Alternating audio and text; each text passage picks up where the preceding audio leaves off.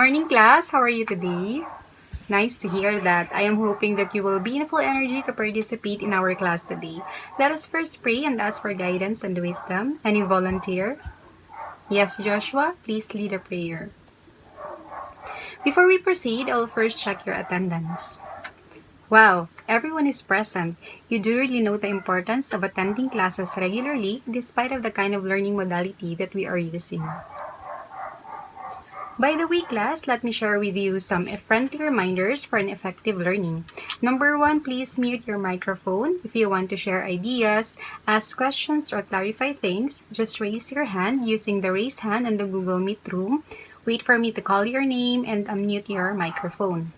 Number 2, as for the camera, you can turn it off if you're having a difficulty with internet connection. It is fine that it is off, however, make sure that you will be with us in the entire season.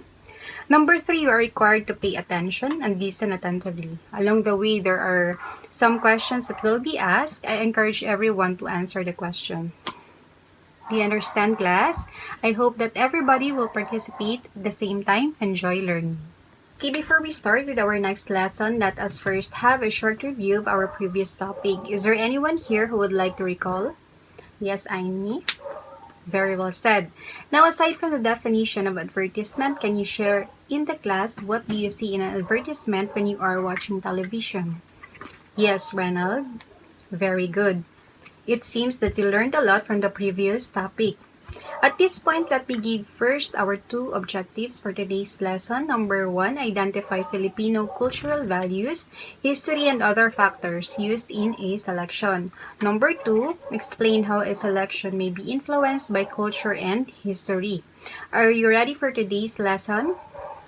Okay, everybody is encouraged to participate for today's activity. I will be showing you some images later on, and all of you are encouraged to participate actively. So it is said that literature is an art that uses languages as a means to shape an image, to reflect social life and express the author's thoughts and feelings. This is why a written text or selection may depict culture, history, environment, and other factors, for it somehow affects our personal views about what we have read.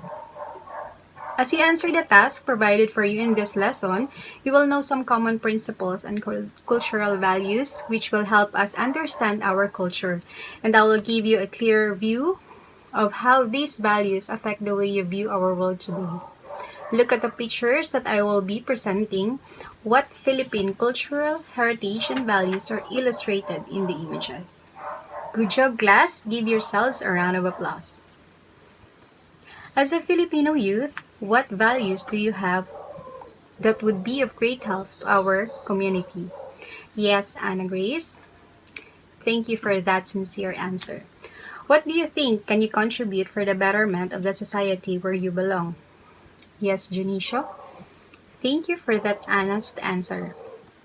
Do you know that there are different cultures, principles, and beliefs that a certain society follows?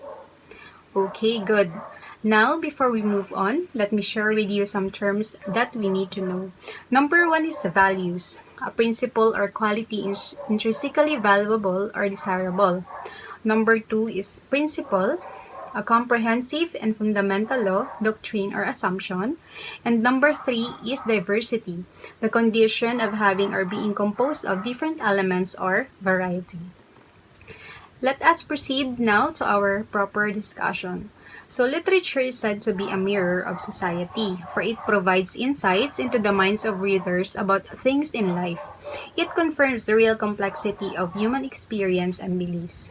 In reading selections, we tend to raise questions regarding our culture, history, and our forces relating to real life, and so it gives a deeper understanding of issues and situations.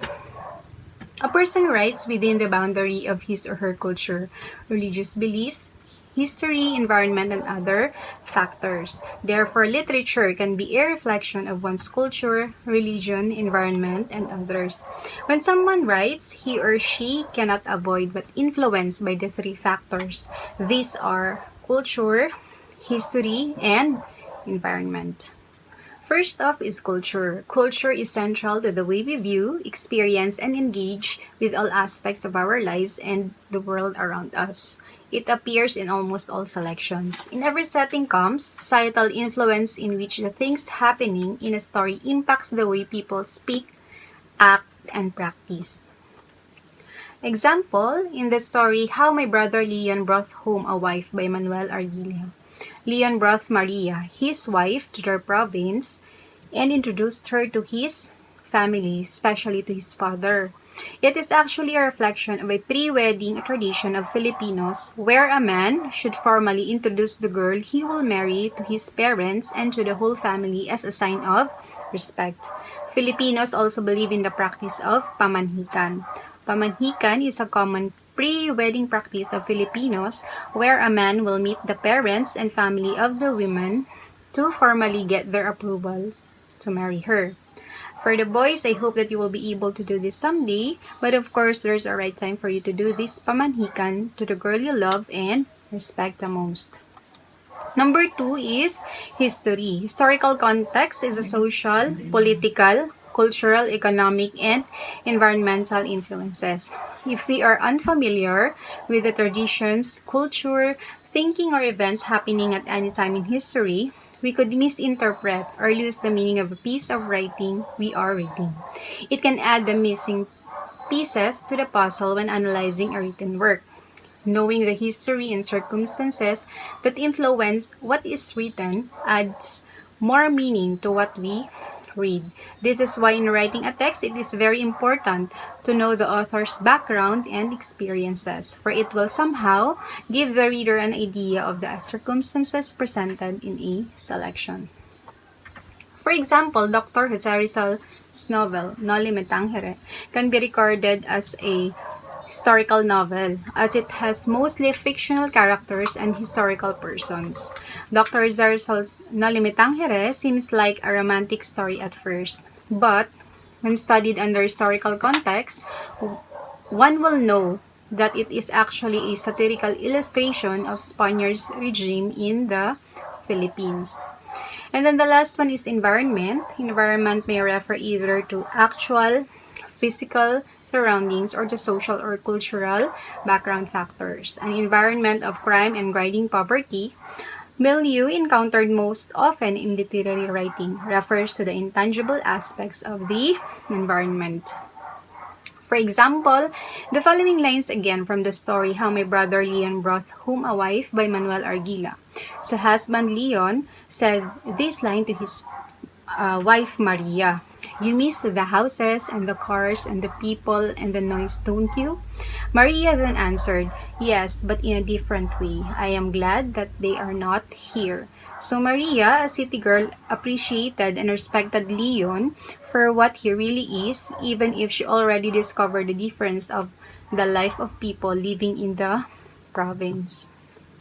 So again, those are the three factors that influence when someone writes. We have the culture, history, and environment.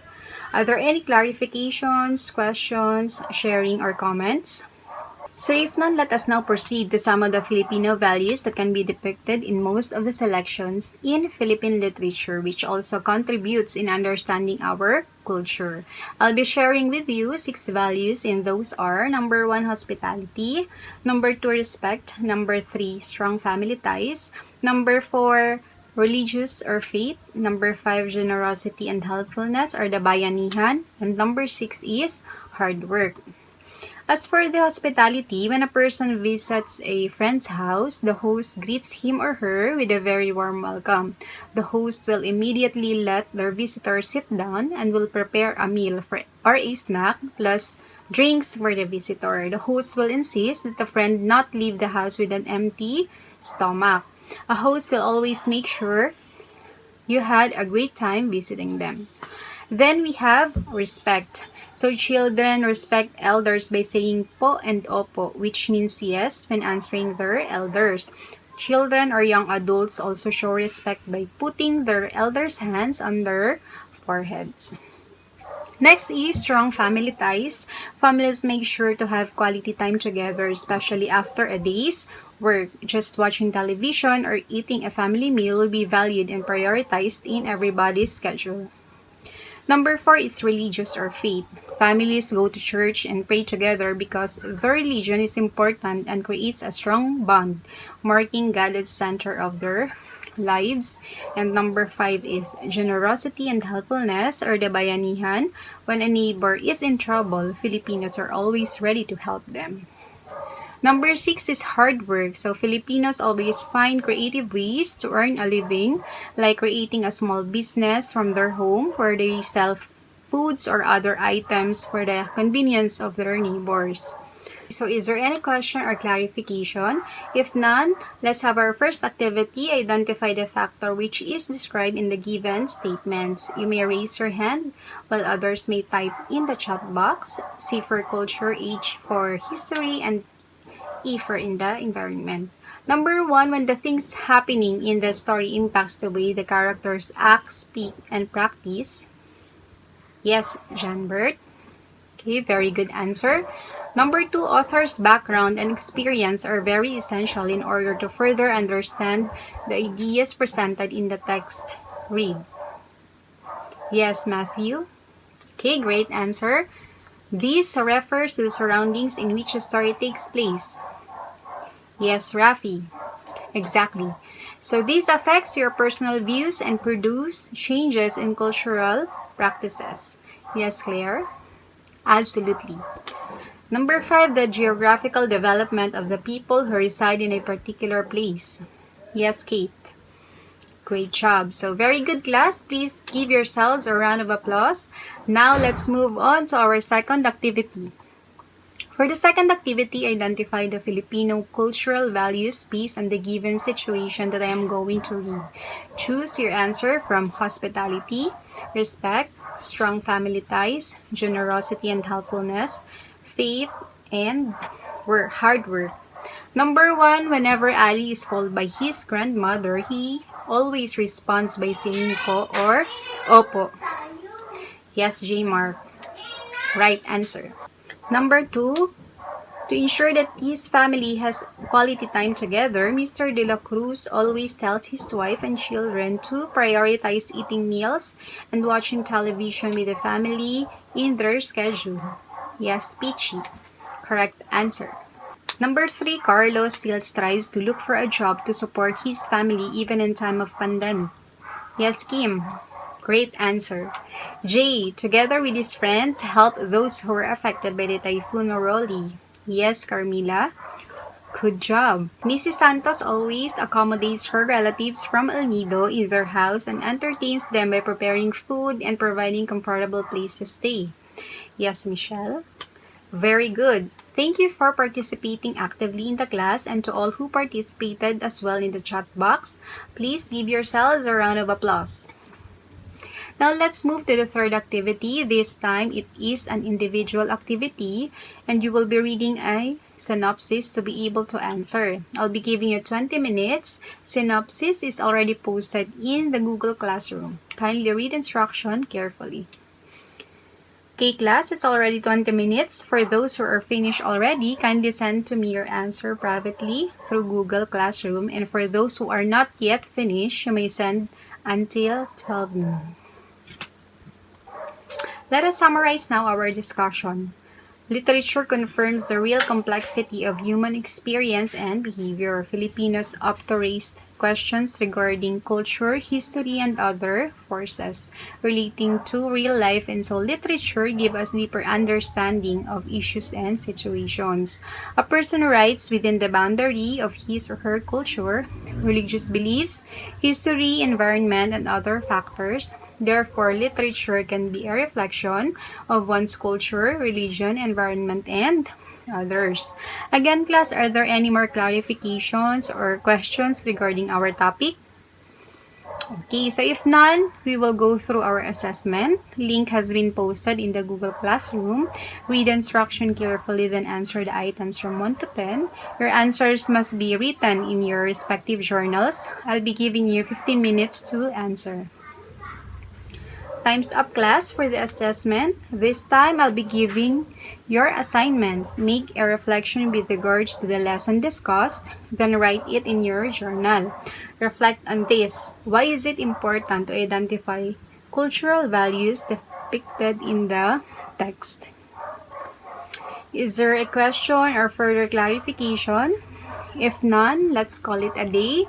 Thank you for giving your best effort for today's discussion. Remember, learning is more fun when you do it with a smiley face and a happy heart. See you next meeting. Keep safe and God bless you all. Goodbye, class.